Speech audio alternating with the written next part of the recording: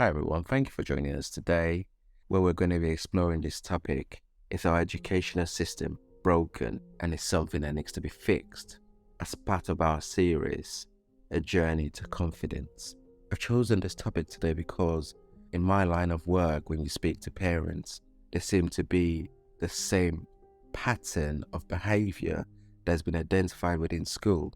The use of detention as a way of managing and controlling children's behavior, which I believe is completely ineffective. And if anything, it seems to be having a negative impact on our kids. Is this strategy towards school? Is it effective or ineffective? And if so, what can we do to be able to ensure that we improve this? Because we are looking to develop the next generation of people that we hope will be better than what we are today. But the difference is they're competing with AIs that if we do not equip them with the tools, they're going to be left behind.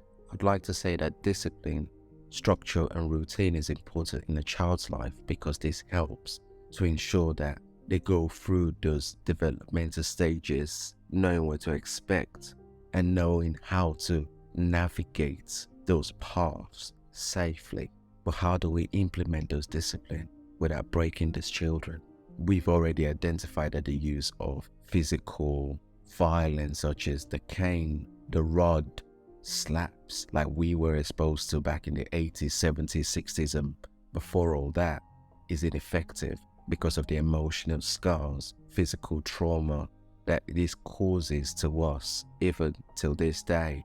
If we know that that's ineffective, then we need to put something in place that is more effective without ignoring the emotional trauma that comes with that. And also, we need to ensure that our children are treated as individuals, capturing the whole individual and not expecting every child to conform.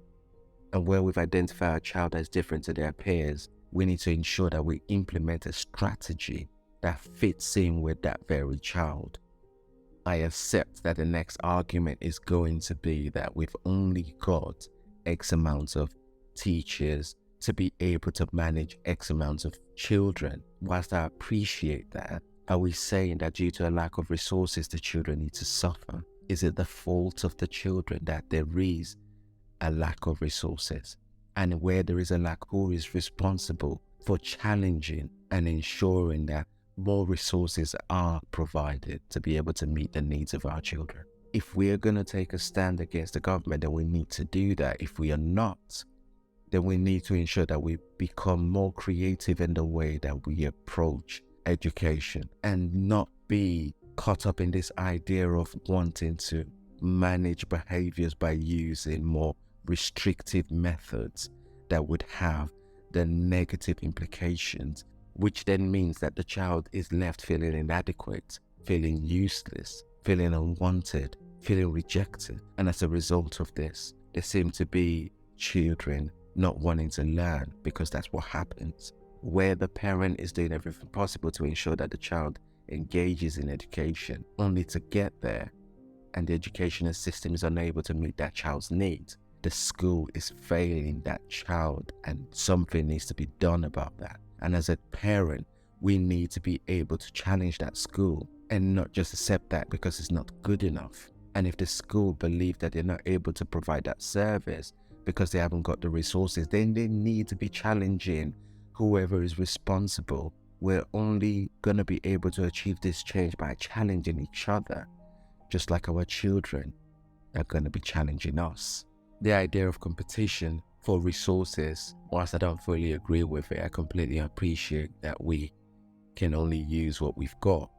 But by being able to use what we've got, we need to be more creative and more innovative in the way that we do that. When we recognize a child is different, then we need to be able to ensure that that child understands that we recognize that and we're there to listen to them and not just fob them off because we're busy and unable to give them 2 minutes. Because sometimes that's all it takes, 2 minutes. Telling a child to go into detention even though they were not supposed to be there because somebody was unable to check the register to see who the right child was that is completely unacceptable. Telling a child that you are going into detention because you're not able to manage your class and you give the whole class detention, that's completely unacceptable. What you're showing is that you are incapable of engaging those children. And if that's the case, if you're incapable, then you need to be receiving the appropriate training and not just be allowed to get away with it,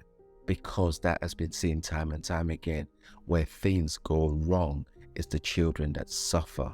And when the children are unable to understand why they're being exposed to these behaviors, what automatically happens is that they become disconnected from the one thing that's more crucial in their life, which is education. When they become disconnected, what we then create is a bunch of children that are not equipped for the future. It is important to understand that for every child that fails to learn is a failure on our path.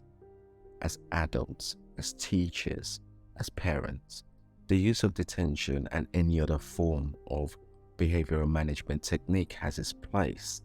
I'm not saying that that needs to be completely shut down, but what I am asking is, when you have identified within a child that you've given them 50, 60, 70 detentions and that behavior has not changed, but yet continue to issue out those detentions because maybe the child is talking in class, because maybe the child is trying to engage the teacher by asking questions and the teacher doesn't feel equipped and they feel challenged by the child's questioning. How about taking time by saying to the child that, can I come back to you with that question that you've asked? And not only doing that, but ensuring that you follow through with what you've said.